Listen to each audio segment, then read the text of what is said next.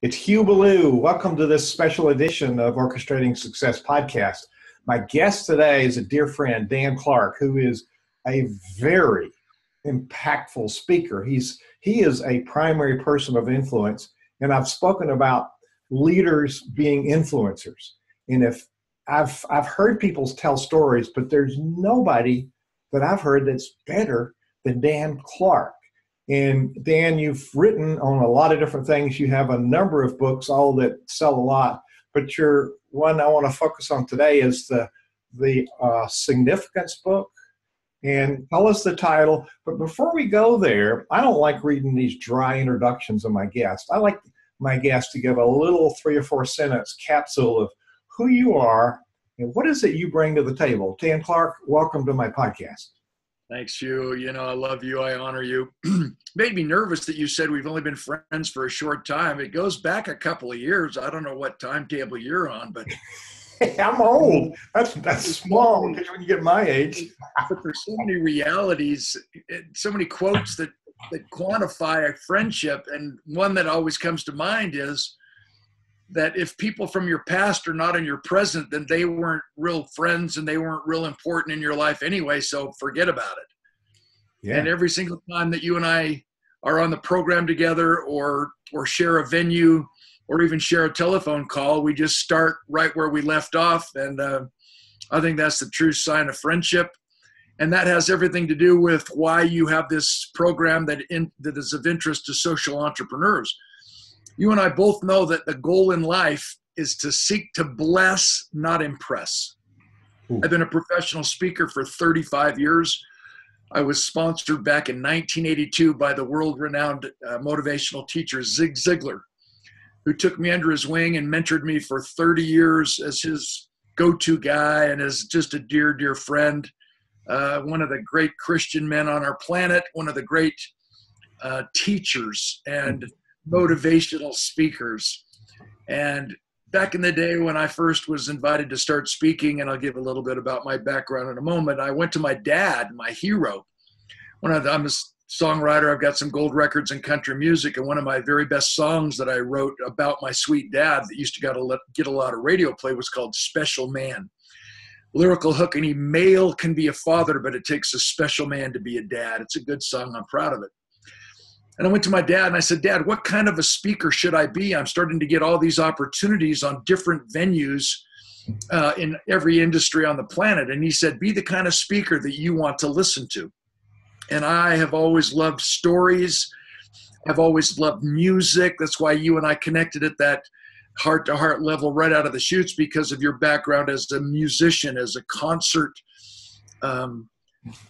conductor, symphony orchestra leader, everything that you're about as a conductor, that doesn't do who you are and what you're about. It doesn't do justice just to call you a conductor. And so I was privileged and fortunate enough to have Zig Ziglar take me under his wing and help me become a storyteller. And my story in a nutshell, I played football for 13 years. I was in a tackling drill in a practice one day. Coach blew the whistle. 2 of us ran into each other full speed. We were 15 yards apart. Our helmets crashed into each other in a violent collision. My right shoulder was smashed into the cutting edge of my fiberglass pads, and we slammed to the ground. And when Lyle got off of me, my eye drooped. I had lost some speech. I couldn't talk anymore.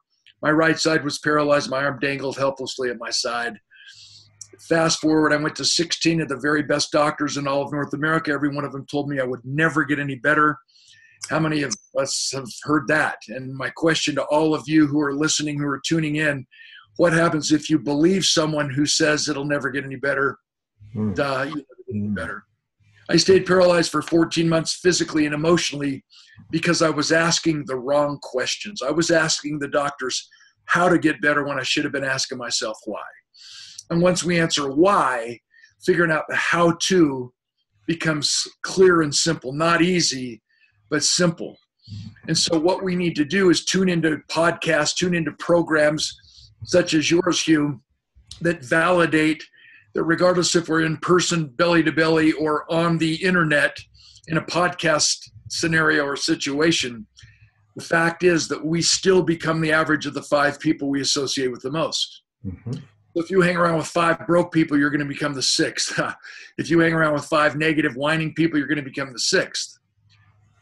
The antithesis of that is that we must be willing to pay any price and travel any distance to associate with extraordinary human beings. And who are the extraordinary human beings? That Max Lucado quote has resonated with me since I heard him say it. We must be willing to pay any price and travel any distance to associate with extraordinary human beings. Who are the extraordinary human beings? There are those who understand what you and I fundamentally understand, which everyone who tunes into this program has to understand. May I quantify it?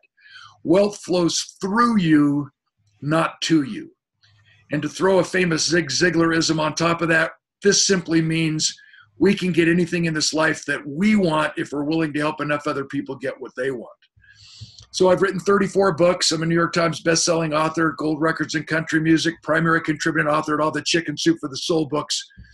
And I bring all of that together in my self-aggrandizing bio that you asked me to share, Hugh, because the process of writing a hit song is so extraordinary and it applies to everyday living. We have to be able to take an entire experience and distill it into a 3-minute and 40-second song so every word pays its own way. It's the editing process in real time that makes us qualified to influence the affluent, to network at the highest levels, and to become an influencer. So as a short story writer, I take that same songwriting process and I take an entire experience and consolidate it into a 3.5 page story, because everybody can pull out a book from their handbag, from their desk, from their briefcase in the middle of a day and change their mindset, if they so choose, to become an influencer, to impact the world one moment at a time.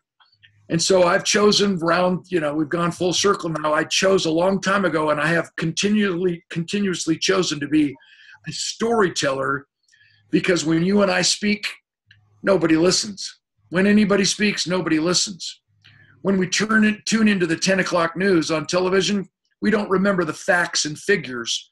We remember the interpretation of the facts and figures. Nobody listens to us when we talk, but everybody listens to us when we tell stories. And I can see the influence of Zig. He said you had to give a speech 1,000 times before it was any good. And all of us would pay to hear him do the same speech because it was so good. And I've been in the room. I guess you, had I known you were in the audience when I was speaking, when you first met me, I think you were in my keynote. I would have been nervous about it because you're the best storyteller, and I'm learning storytelling. But you got to observe me, but I've gotten to observe you more. And every time you engage people with the story, it's not just the words of the story, but it's how you present the story and the drama with the story that's so great. So how did you get good at storytelling, and how can I get better? Well, let me compliment you first before, and kind of in the amalgamation of the answer. When you're a conductor of an orchestra and you have the score in front of you, multiple pages of the symphonic score, and you're responsible to stand in front of these multiple, I don't know how many, the standard number of people in a symphony, but well over 100 musicians, and each one plays his or her part. Mm-hmm. And as a conductor, what is fascinating about your keynote is that you come out on your tails, and before you even say anything, you get the audience to respond to your gestures, to your commands with your little miniature baton. And you ask us to come into your performance, and then you cut us off. And then you give us that amplification, give us all you got, use your diaphragm if you're a singer. I want you to come with volume. And then you silence us, and then you give us the metaphor that if you're the triangle player and you only have one piece in this 6-minute, one part in this 6-minute concerto, you better be ready for when you point at that triangle player and he goes, ding, it magnifies and amplifies the entire performance. So everything that you're about answers your own question, brother. It's the order in which we put our stories that choreographs the emotion of the speech. So may I just share that every song ever written in any language was written with the same 12 notes. And if you write a song with lyrics in English, every single song ever written was written with the same 26 letters of the English alphabet. The only difference between one song and another song is the order in which the 12 notes fall and the timing and spacing in between the notes. So the question of the day is, what's the difference between a hit songwriter and a lousy songwriter? They have access to the same 12 notes. Mm-hmm. What's the difference between a great banker and a lousy banker? They have access to the same interest rates in the same economy. I drive 45 minutes one way to bank, and never once have I ever asked what the interest rates are on my loans. Money becomes the topic of conversation. It means the presentation is weak and the relationship is non-existent. It's all about relationships. It's all about that connection. Seek to bless, not impress. I've taught public speaking now for over 10 years at the MBA level. 18 to 25-year-old young men and young women sitting at my feet. That sounds aggrandizing again. Sponges seeking to understand the secrets of public speaking. And right out of the chutes, I remind them about three things. Seek to bless, not impress. Number two, it's never about the speaker. It's always about the audience. That if you and I stand up and we dazzle the crowd and we get a standing ovation and they're doing the wave and naming their future children Hugh Ballou, and it goes so well that they're impressed with you and me, we have blown it as a speaker. Seek to bless, not impress. Number two, the audience must leave the venue not impressed with the speaker, but impressed with themselves. There's an inverted triangle formula that we must always follow. It's my trademark. I teach it in all of my public speaking seminars and to my students at the university level. Inverted triangle. Question number one, why should I listen to you? It's the credibility piece. Have you done it? Or are you currently doing it? Question number two, can I do it? It's the possibility piece with my limitations, with my weaknesses, and with my strengths. And then at the base, at the bottom of this inverted triangle, the triangle is inverted on purpose because it funnels to the ROI, the return on investment. What do I do now? It's the actionable piece. It's the usability piece. How do I get from where I am to where I want to be? What is the system? You can't always control what happens, but you can always control what happens next. No matter what your past has been, you have a spotless future. What do I do now? Today, you've never been this old before. Today, you'll never be this young again. So right now, and every right now matters. I need to leave this venue committed to doing at least one thing that you suggested that I can do with my weaknesses, with my limitations, and with my strengths. So the idea is for people to leave our venue, to leave our speeches, to leave our presence. Those of you who are listening, who are tuning in, who see the glow on my head here in my library in my home, I did that on purpose because Hugh is one of the most angelic Christian men on our planet, but I wanted to upstage you a little bit, showing the public that I actually have the angelic glow. You do not. You have a better camera than I do. I'm taking advantage of the angelic glow. Well, not to mention more. Not to mention our audiences. They must believe that they can do whatever they dream to do. And the last thing that I share with my students as a public speaking teacher and in my public speaking seminars is to make sure that people realize that you spend less time preparing a speech and most of your time preparing yourself to speak, which takes us full circle with the inverted triangle, the Dan Clark Speakers Triangle. Why should I listen to you? So if you want to have an impact, you better understand that the reason why we have relationships in the first place is for everyone to leave us saying, I like me best when I'm with you. I want to see you again. And the foundation of every relationship at any level is to understand the definition of sales is the transference of trust. We do business with those whom we trust. Why should I listen to you? The credibility piece. It all ties into the significance of this program. And I suppose the reason why you invited me in, my last book of my 34 books is called The Art of Significance, Achieving the Level Beyond Success. And I'm ready for your next question. Well, I'm fascinated with this. We have a number of people. We're recording this podcast live, and we got another musician, a very world famous bass singer, Doug Lawrence, joined. He's sung in every concert stage in the world. Keith Leon says hi. Keith says, what's the way to getting booked to share our mission? How do we get Renee in, she's in Utah, Renee Shaw says, I love it. Pivy, thank you for inviting me to listen to this. I've been reminded to do. So she says she loves you every time you speak. So Dan, I wanted you on here because I work with so many leaders doing so many different things. I want to share that question before we quit here. Keith wants to know how to get on stages. I think they should go to danclark.com and participate in one of your speaker events. Now, these podcasts, I don't date anything because people might be listening to this podcast a year from now, and there's really important messages. So the events you have, you might continue to have these, but you do these speaker boot camps, and you're going soup to nuts. Can they find out about that at danclark.com, or where can they find out about that? Yeah, that's my website, danclark.com. And if you click on receive free gifts and training, you'll receive free downloads of some of my books on coaching and leadership. And I have a joke book and a quote book and parenting significant children. I have 4 amazing children. So many books on so many topics. Excuse me. But the reason why I want you to click on receive free gifts and training is to join my tribe. And Hugh and I take a lot of pride in keeping in touch. And remember I said earlier, we become the average of the 5 people we associate with the most. Mm-hmm. So in the real world, if you have horses, you'll realize that if you put a hard-to-catch horse in the same field with an easy-to-catch horse, most of the time you end up with 2 hard-to-catch horses.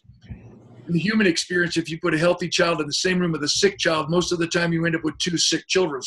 Moral of the story, to be disciplined, healthy, and significant, we must be willing to pay any price, travel any distance to associate with extraordinary human beings who are disciplined, healthy, and significant. Online, podcasting, especially joining our tribes. Please go to danclark.com. You'll always have the update on where I'm going around the country with my speaker boot camps.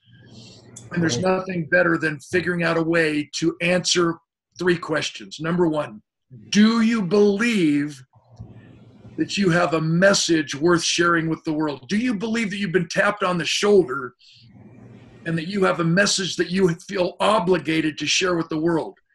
That your stage is bigger than Toadsuck Ferry, Arkansas? That your stage, as Hugh demonstrates, it's bigger than wonderful Lynchburg, Virginia. What a beautiful, beautiful city, historic, so extraordinary. But Hugh's stage is the entire world, and that's why Hugh and I met as faculty members of an incredible organization. So the question to all of you is, what are you willing to do to take your message to the world, to fulfill your ultimate capacity and potential as a human being and fulfill your manifest destiny? If you've been tapped out and it's not a job and it's not a career, but it's a calling, and you need to attend one of my speaker boot camps, more importantly, you need to join my tribe on danclark.com and join Hugh's tribe, obviously, because together we rise. When the water in the lake goes up, all the boats rise together. Thanks for plugging that, Hugh. No, yeah, I'm excited about that and about your radio show. We'll save the radio show for a few minutes. We got a hard break because you got somewhere to go. But give me a countdown when you get to 5 minutes. But you're all over the world. People can find out about you. Let's go back to this art of significance. It's related to the leader being the influencer. And when I work with leaders, it doesn't matter if you're on stage in front of 1,000 people or you're speaking to one person. Working on our presentation skills is primary because leaders are influencers. And my podcast, as you know, is Orchestrating Success. It's got me in my penguin suit where you first met me. And it's converting our passion to profit. Profit is about money, but it's about other things as well. Like in the Bible, what does a man profit if he gain the whole world and loses his soul? You know, there's lots of nuances, we got to have positive cash flow because we got to pay the bills.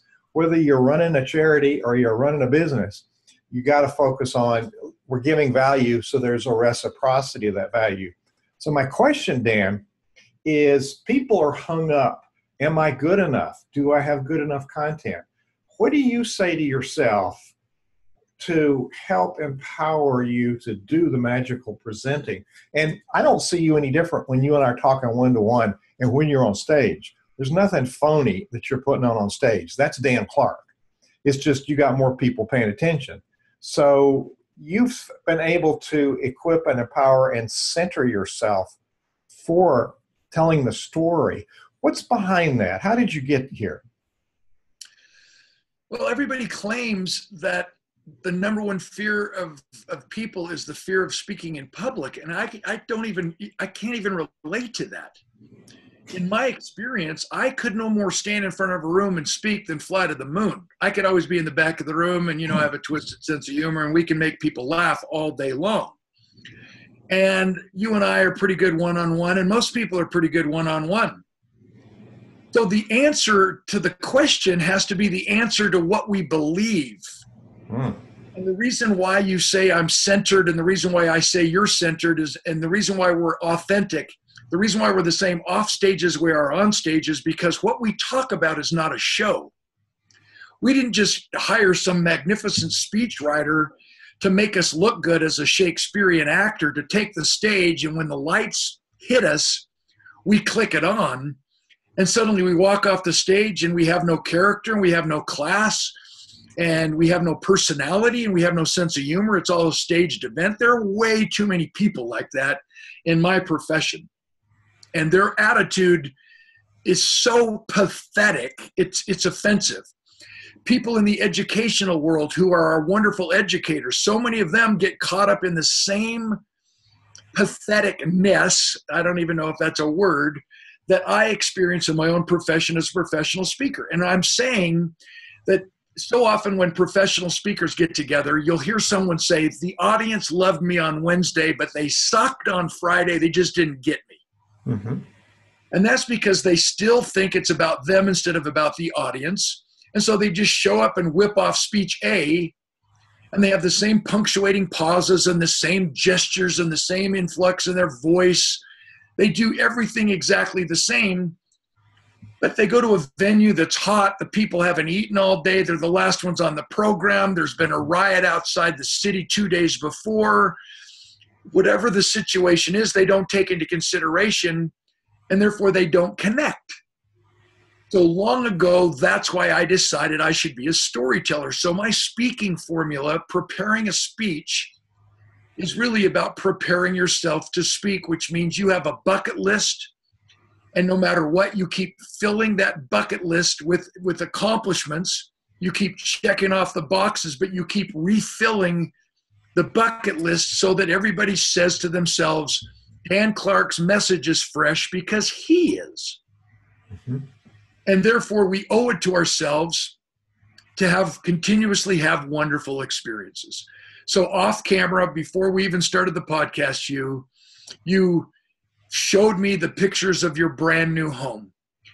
And you took me on this virtual tour through the living room and through this amazing master bedroom suite and this gajillion-dollar bathroom and the front walkway, the entranceway, the grand staircase. It was unbelievable. Well, off camera, you and I start shooting the bull, and before we know it, you will have an entire 10-minute story using the metaphor of selling an old house, upgrading, downsizing, and getting the home of your dreams at your age. You look phenomenal for 103 years of age. That's right. And to make a move now, well, there's a story in moving into this home and finding this home, in allowing this home to define who you and your relationship are or is. So I'm saying there's stories in our lives every day. May I just say something about this inverted triangle again? So many people think that the credibility piece, the why should I listen to you, is about an extraordinary story. It's not an extraordinary story if anybody is listening and paying attention who really wants to learn to be a professional speaker, we must first be ordinary before we can be extraordinary. Mm. As a professional speaker, I've realized after all these 35 years, people don't relate to my perfections if I even have any. They relate to my imperfections. They don't give a rat's wackazoodle if I've ever succeeded. They want to know, Clark, did you ever fail? Did you ever fall down? And then what did you do about it? So in this credibility piece, people need to relate to our imperfections more than our perfections. We need to first be ordinary instead of extraordinary. Too many people think, oh my gosh, I could never be a professional speaker, because the guy yesterday who spoke to our group, he had his head cut off and he still speaks fluent French. Oh my gosh, it was unbelievable. It was so inspiring. As a speaker, I realize I'm twisted. My profession has twisted me. The other day I'm on an airplane and we hit turbulence. It was the most brutal turbulence I've ever experienced in all my years flying around the world. And we're bouncing all over the sky. People are praying. People are screaming. People are saying the rosary. And what am I thinking? My twisted mind goes, my gosh, do you realize if we crash and I survive, my speaker's fee triples? This is awesome. So yes, I've become twisted because we all think we need a more important, more exotic story than the speaker we follow. No, that's not the case. Everybody has a story. Everybody in their life has had a significant emotional event. Sadly, dealing with the military who are coming back from the war with PTS. It's not PTSD. It's not a disorder. We need to treat it as an injury, which means if you go through the proper steps of recovery, you can recover from an injury. I've broken my body up so many places and so many times. What I've realized, if we go through the proper steps of rehab, the part of our body that was injured becomes stronger and more resilient than it was before we injured it, which includes our minds, which includes our hearts, which includes our personalities. But PTS, post-traumatic stress, they say everybody, if we dive deep enough and are honest enough with ourselves, has had a post-traumatic stress situation in our lives, an automobile accident, the loss of a loved one, the loss of a job, whatever the case may be. They all differ in degrees of seriousness, but the definition of a post-traumatic stress injury is that we cannot stop remembering. Well, if we can impact those individuals by sharing a story that makes us ordinary, relatable right out of the chutes, then we are in a position of credibility to also share that they can do it too, because we did something extraordinary after we've connected ordinary. As a high school kid, I was so skinny I had to jump around in the shower to get wet. I had so many zits, I fell asleep in my math class. The kids played connect the dots on my face. You have perfect hair, Hugh. It has not moved since 1977. I'm losing hair right here. I'm growing it in places I don't even need it. It's not a fair trade-off. My only hope is that the hair in my right ear will grow long enough I can comb it up over the top of my head and fake everybody out. Self-deprecating humor makes us ordinary. Mm-hmm. I bend over to pull up my socks. I think, what else can I accomplish while I'm way down here? We can relate at the ordinary level in every aspect of our lives way before we seek to be extraordinary. And that's the secret to storytelling. So what we have to do is take an inventory, a self-audit, internally excavate what we know about the 9 areas of life: physical, mental, spiritual, emotional, social, financial, family or familial, recreation, and obviously charitable giving. And each of us should have at least a story in each one of those 9 categories if we're worth listening to. And each one of us should have a goal in each one of those 9 categories that we can improve upon to give us more credibility, volunteer more hours, demonstrate our love of charity, of volunteerism, of service before self, physical, get in shape, mental, continuous education, spiritual. Religion is for those who are afraid to go to hell. Spirituality is for those of us who have already been there. But you and I both know we need both of them in our lives. Why do we need organized religion? Because we become the average of the 5 people we associate with the most. We need to join a tribe. We need to share experiences. And because this is about social entrepreneurship, it's not money that is evil, my friend. It's the love of money that gets us into trouble. It's the love of money that ruins personal relationships. It's the love of money that screws up our lives, and we die with our music still in us. So regardless if any of your viewers or listeners are of the Jewish tradition or Muslim tradition, it doesn't matter. This Christian example from the Holy Bible applies to all of us. The Good Samaritan, the exact same coinage, the exact same money that the Good Samaritan used in the biblical example, the exact same money and coinage that the Good Samaritan used to benefit his community is the exact same coinage that Judas Iscariot used to betray Jesus Christ. It's not money that is evil. It's the love of money that gets us into trouble. So no longer do we have to make excuses for making a profit, for making money. Because when the more money we make, the more taxes we pay, which allows us to build the infrastructure of America, take care of the homeless, take care of the widows, do our part, but more significantly, create events and create charitable organizations where our money can be donated to the proper foundations and causes to benefit the world. That's where you and I have connected. You have a passion and a calling to help non-profit organizations figure out a way to more effectively fund their causes so that we can change the world, again, one story at a time. And you know, the leaders in charities need a story. Those entrepreneurs building a business need a story. You uncovered a couple of things. Feeling significant. I don't know what the journey was like for you conceiving and creating that book, but you've got some profound stories about significance. But you know, you hit on a point. I gave you a link last few days of my interview with Les Brown, who certainly, you know, you guys are on the same level as far as making the audience want more and being so excited. And I had to follow Les Brown twice. I haven't had to follow Dan Clark at all, thanks God, but I had to follow Les Brown. And I was in the back of the room, which was not a good thing to do, when Les was speaking. And he had people on his feet. They were excited. They were cheering. And whoa, he went out to standing ovation. And then here comes Hugh Ballou. There was a break with refreshments, and I went and got dressed, was putting on my tails. This is a story of anchoring ourselves in our own authenticity and not comparing ourselves to others. So I'm looking in the mirror, and I'm doing my white tie with my tails on. I looked in the mirror, and I said, "You're nervous. What are you going to do about it?" So I replied back to myself, and I said, "You're going to go out there, and you're going to be Hugh Ballou." So I completely erased what happened before, and I just stood out there and did my thing. And Dan, it was the best I ever was. So have you ever been to a place where you wanted to compare yourself to that person? You say, "Oh, I couldn't live up to this."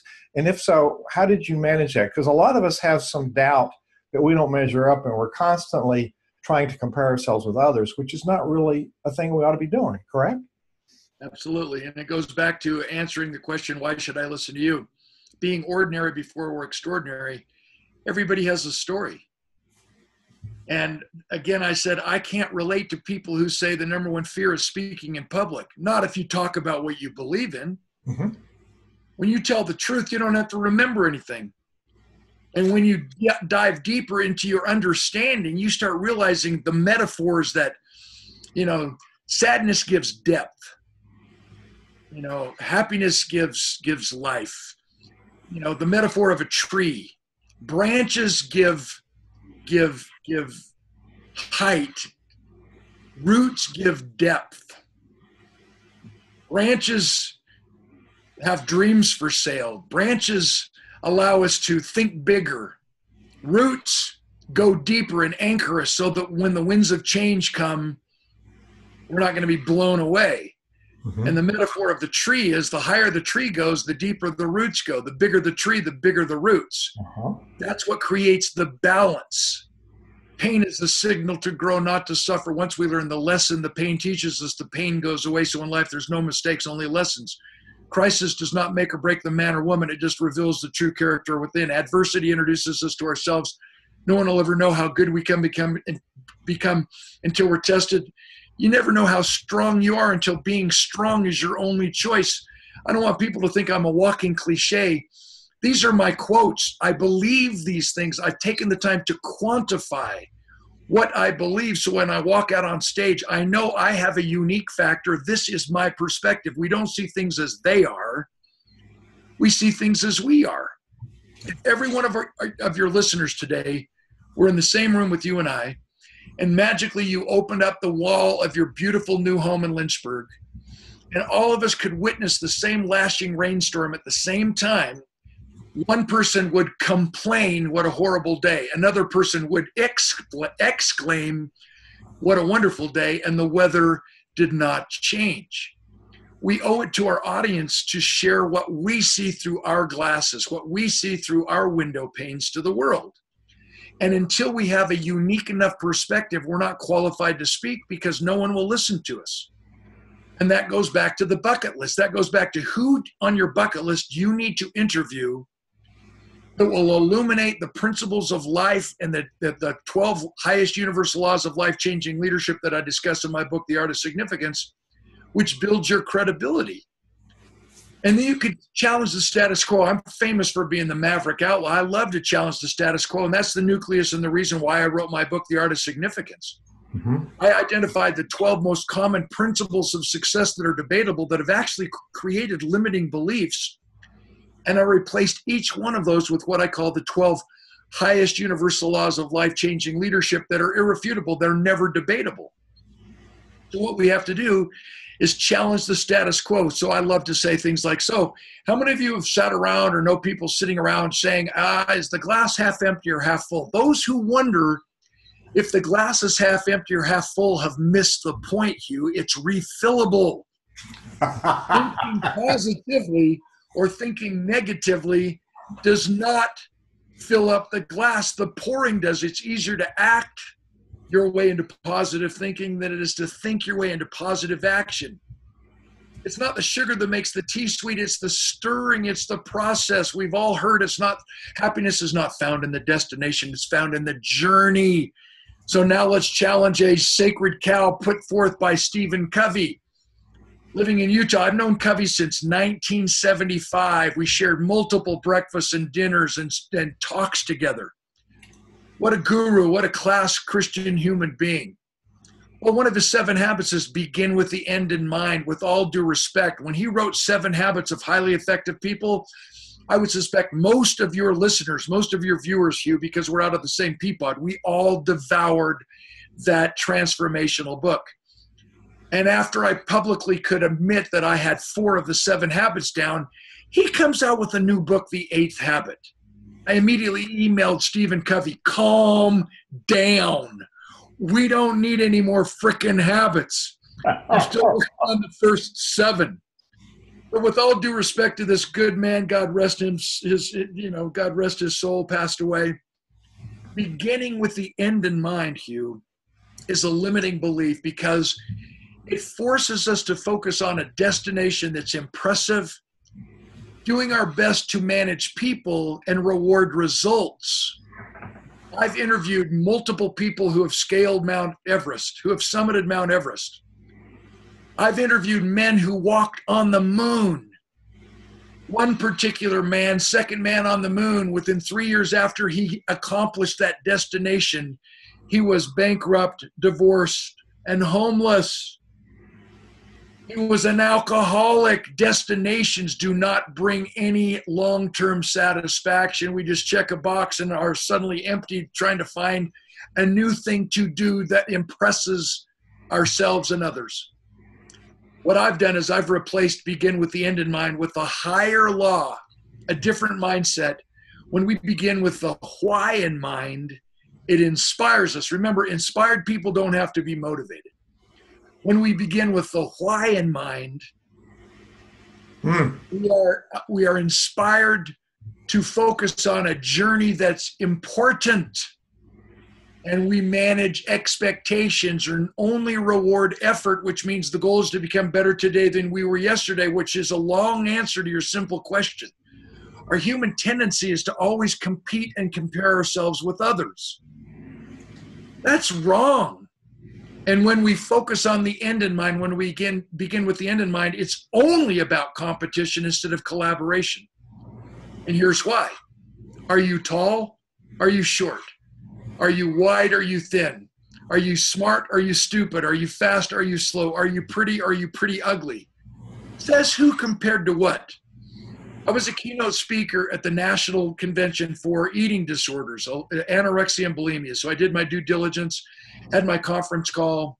I tried to become as much of an expert on the topic as I possibly could. And when I got to the convention, I was perplexed because they kept referring it to an eating disorder. And anorexia and bulimia doesn't have one thing to do with food. So yes, I singled out a young woman. I kind of scanned the audience to make sure she could handle it. And I just asked her if she would participate as the spokesperson for everyone else in the audience of several thousand who would participate in answering my questions. And I repeated just exactly what I said to you. Are you tall? Are you short? Are you wide? Are you thin? Are you fast? Are you slow? Compared to who? Says who? Compared to what?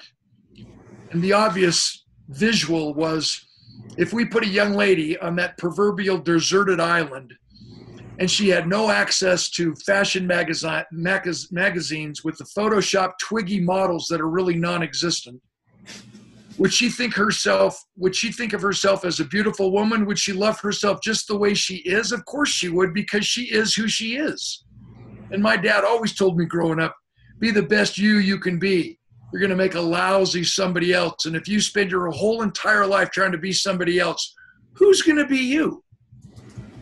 It's human tendency to compare ourselves with others. So what I did was I compared the 12 most common principles of success with the results that they're achieving. And I was appalled.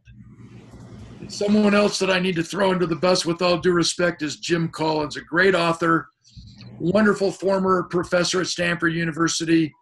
I've shared the platform with him, the program with him many, many times.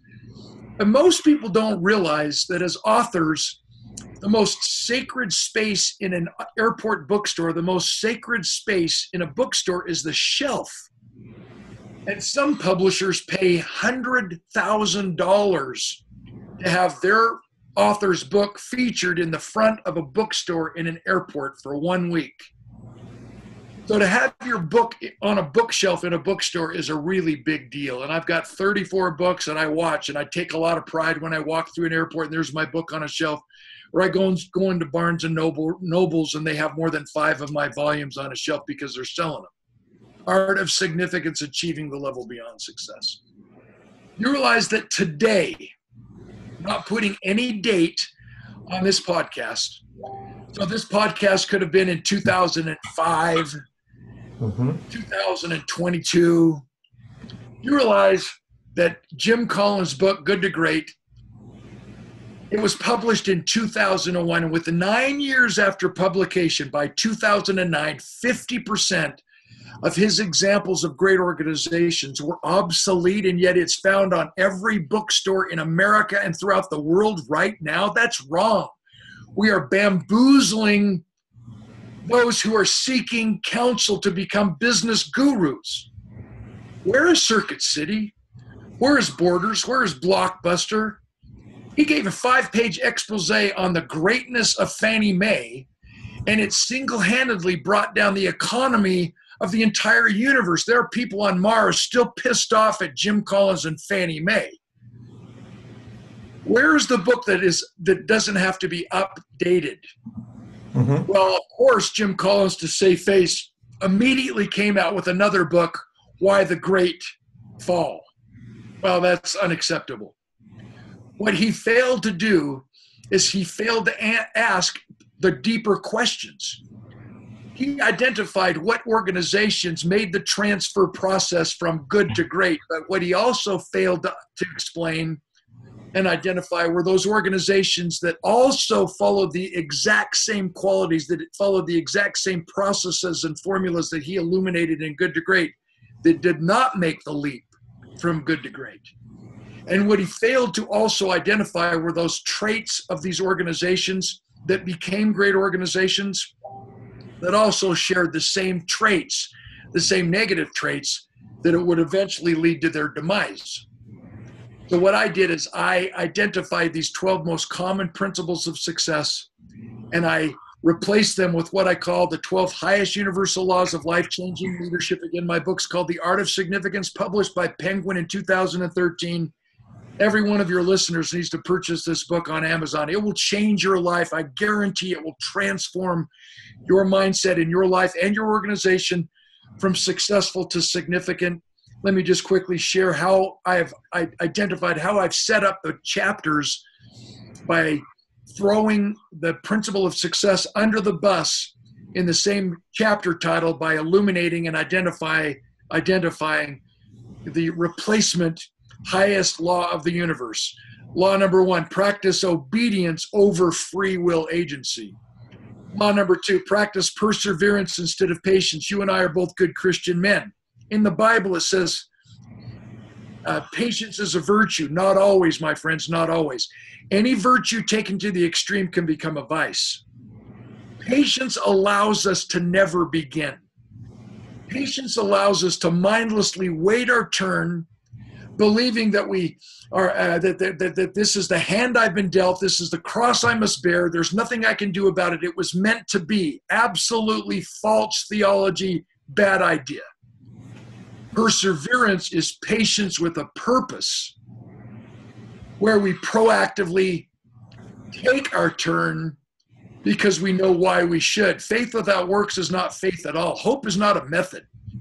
French philosopher Pascal said, too many people are living their lives hoping to be happy, but because they only hope, they never really are. Too many are waiting for someone to invite them to the senior prom, and they've never even taken the time to learn how to dance. Just law number 2 alone will transform the way you believe about time and urgency. Law number 3, proactively stretch instead of change. Proactively 4, trust predictability instead of hope and faith, which we just talked about.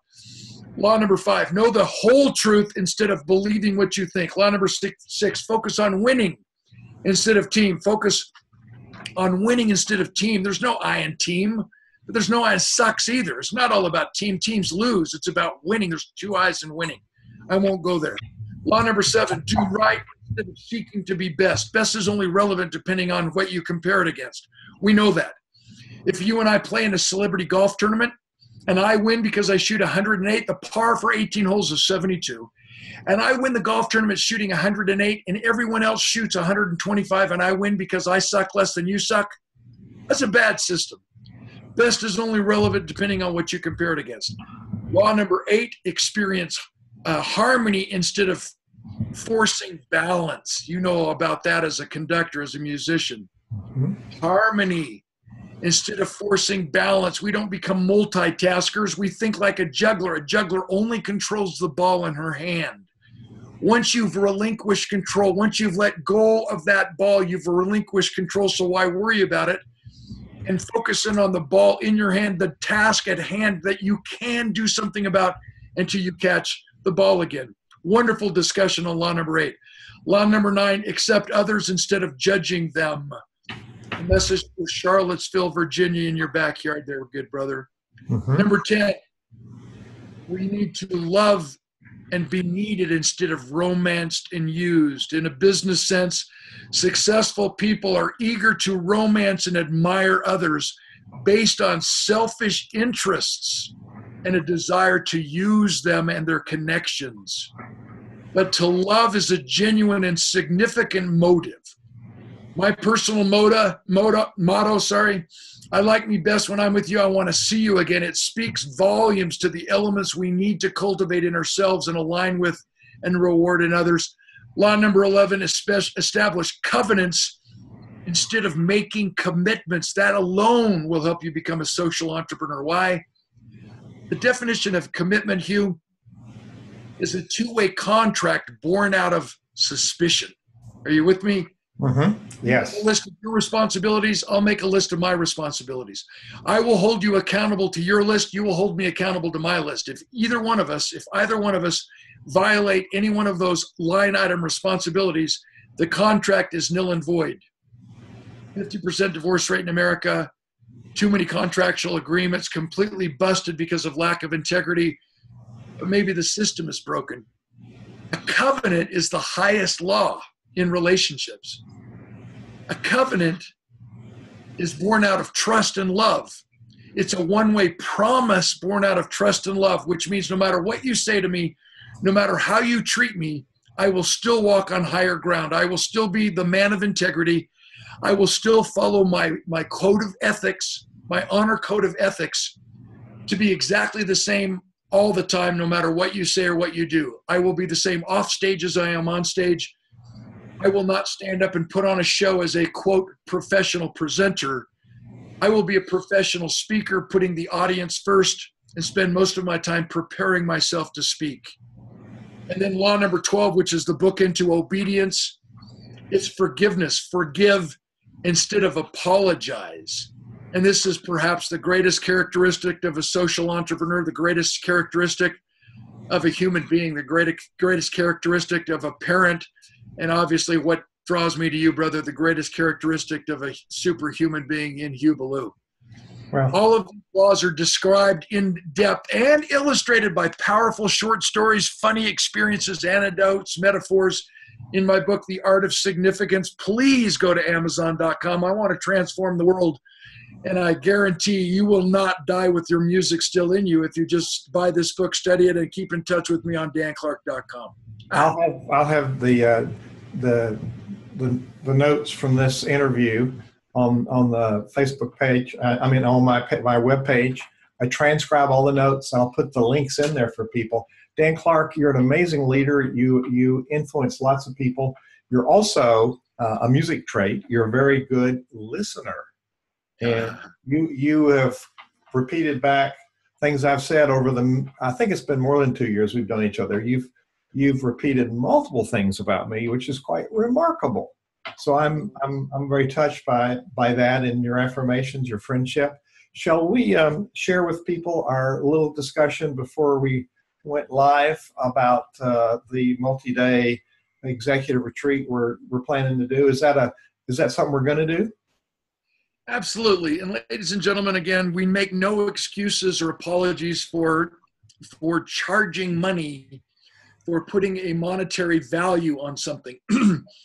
I was the guy back in the Reagan White House between 1983 and 1989. I was invited by Mrs. Reagan into the Reagan White House to take her First Lady initiative, Just Say No program, to students across America. So between 83 and 89, I spoke in thousands and thousands of high schools. Wow. In all 50 states to over 6 million teenagers.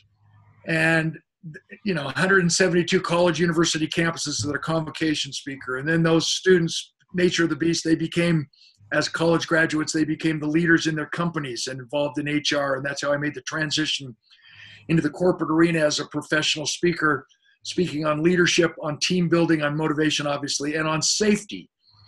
And that's why I've had this Hall of Fame career. I was named one of the top 10 speakers in the world on 2 different occasions, 1999 and again in 2015, inducted in the National Speakers Hall of Fame in 2005. I say that because I want to answer for our listeners, why should I listen to you? Well, let me brag on my partner in crime here, Hugh Ballou. He understands the highest laws of the universe. He lives his message. He knows he is the message. He's the same off stage as he is on stage. But what he understands as a conductor, as a musical genius, as a motivator from the stage, one who can choreograph the order in which the 12 notes fall. As I do, I choreograph the stories and the material and the order in which we place those stories to take our listeners and our audience members on an emotional roller coaster ride so that when we're through, they are not only emotionally drained, drip, dry, but they leave saying, I like me best when I'm with you. I want to see you again. That's the preamble to our offering. We believe, I'm speaking for you now, and anyone else we bring on as superstar faculty members, we believe that we become the average of the 5 people we associate with the most. And what attracts these extraordinary human beings are people who are willing to invest in themselves, where they understand that if money becomes the topic of conversation, it means the presentation is weak and the relationship is non-existent. Every single time I went into a high school or a middle school, junior high, and they knew that the assembly was for free, I was lucky to even have a microphone and most of the students didn't show up. They would go to 7-Eleven because their idea of a high school assembly, their level of expertise had been a retired Army band with some old guys showing up with 5 teeth playing the tuba. And that's not to slam our military, and that's definitely not to slam our Army Reserves or our retired Army. Just visualize a group of 7 or 8 men who were hitting about every 4th note, who were 162 years old, and the kids could not relate. So when they announced that there was going to be a high school motivational assembly, these kids went AWOL.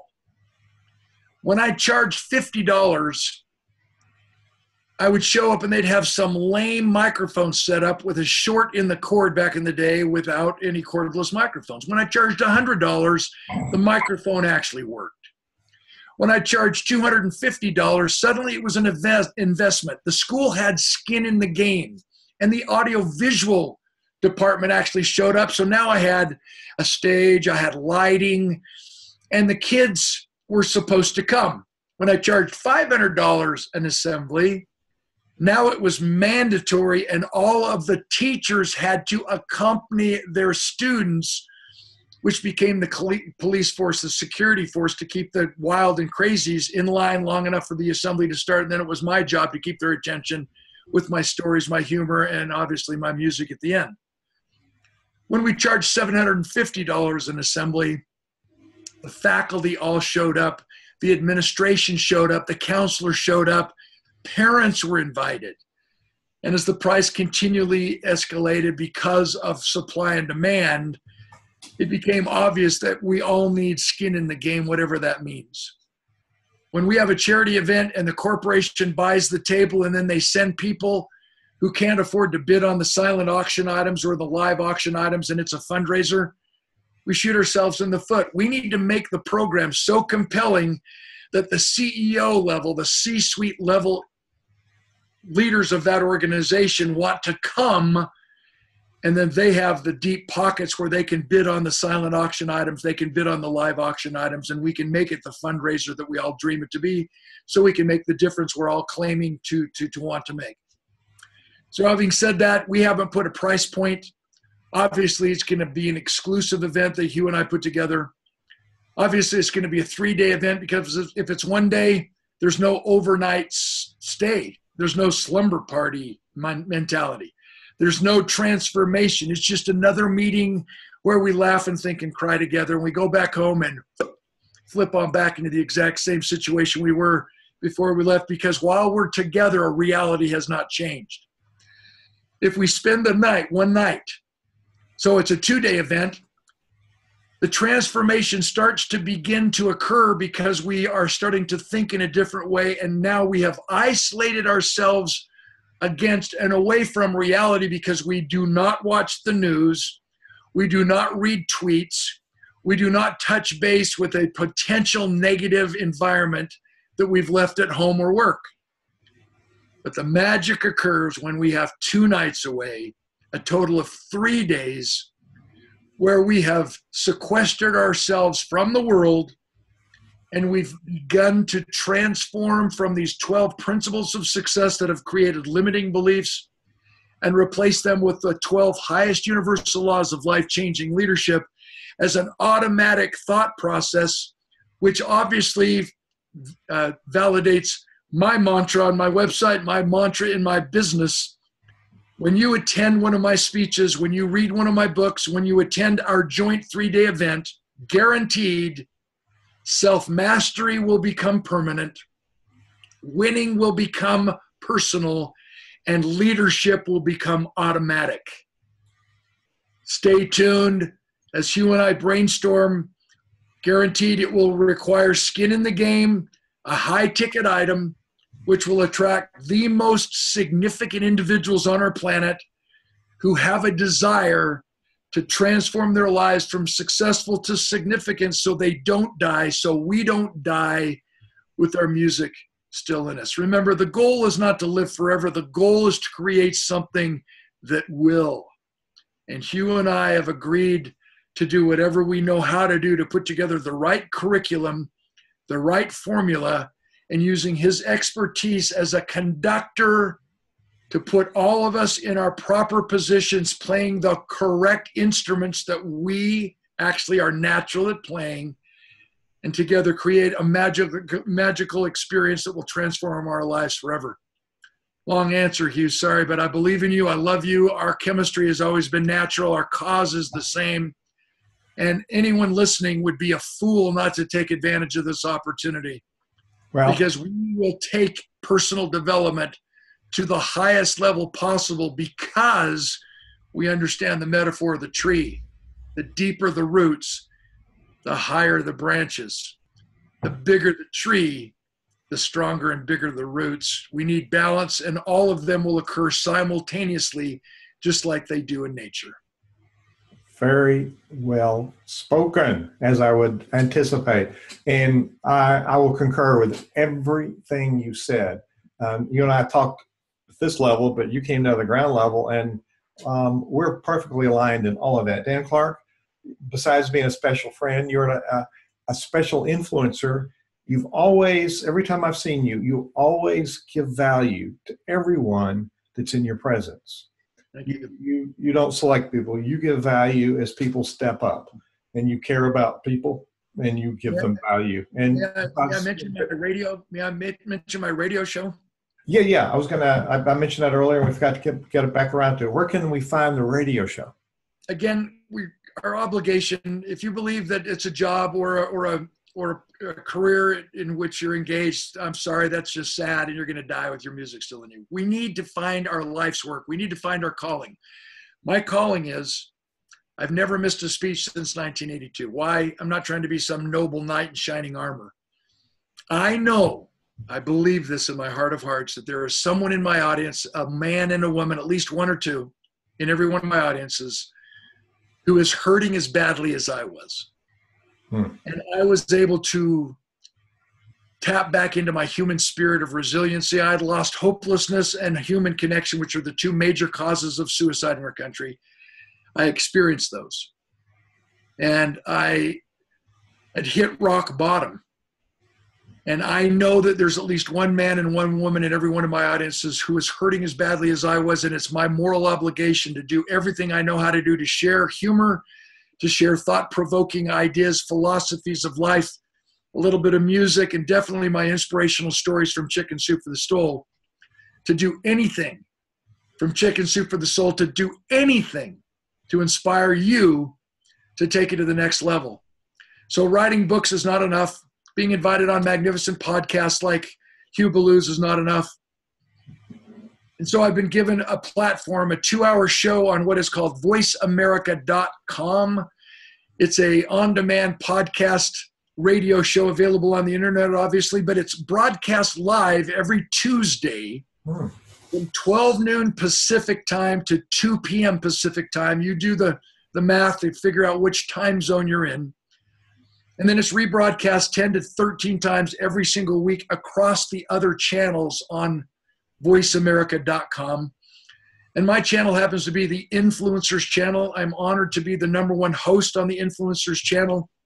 I'm trying to build my tribe. I want to build my listeners. You need to go on voiceamerica.com, click on the Influencers channel, look me up by name, Dan Clark, look me up by the name of my program, The Art of Significance. I have a library log of all the previous podcasts that you can listen to. I've interviewed Tim Ballard, who started Operation Underground Railroad, who is saving and interrupting the sex trafficking going on in our world. I've interviewed Rudy from the movie Rudy. I've interviewed Kate Mask, who started and founded as the current CEO of Infusionsoft, which is the premier contact management follow-up system for entrepreneurs across the globe. Miss USA, the list goes on and on and on. I always have a Grammy Award-winning songwriter who talks about the reason why they wrote the song, the story behind their #1 song, and then I have the artist perform on that radio show who they perform the song that the songwriter has described. Tim McGraw, Live Like You're Dying, Little Big Town, Girl Crush, Keith Urban, multiple hits, Tonight I Want to Cry, Who Wouldn't Want to Be Me, Days Go By, written by my hit songwriter and buddy Monty Powell. The list goes on and on and on. Please tune into my show. I interview athletes, celebrities, business entrepreneurs, social entrepreneurs, gurus.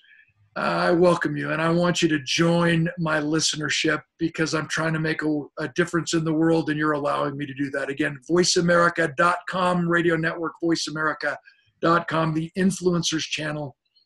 The name of the show, Art of Significance, and I'm Dan Clark. Join my tribe at danclark.com. You can tell I'm passionate about keeping in touch, and I hope I'm not overkilling it, but please reach out to me as I will reach out to you, and together we rise. Dan Clark, you rock. Thank you for being on Orchestrating Success. My pleasure, good brother. God bless you.